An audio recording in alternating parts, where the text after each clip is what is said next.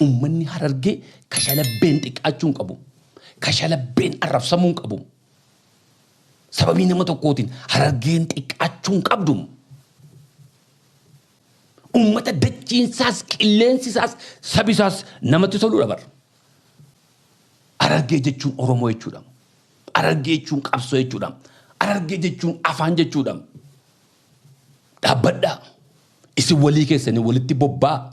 Walii keessanii wal arrabsaa. Ummata keenyarraa dhaabbadhaa. Maqaa ummataan tuqina. Maqaa saba keenyaan tuqina. Harargeef Arsii duwwaa miti. Qe'ee Oromoo kamiin iyyuu hin tuqina.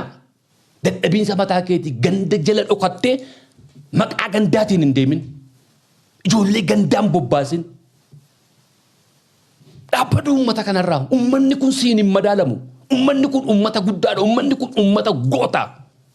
Bakka sin buufanne ummanni Harargee. Bakka sin buufanne ummanni Arsii. Ummata kana miti ati maatii kee mataa kee iyyuu bakka bu'uu hin dandeessu. Nama maatii ijaarratee maatii bulchachuu hin dandeenyetu ummata guddaa kana bakka bu'a.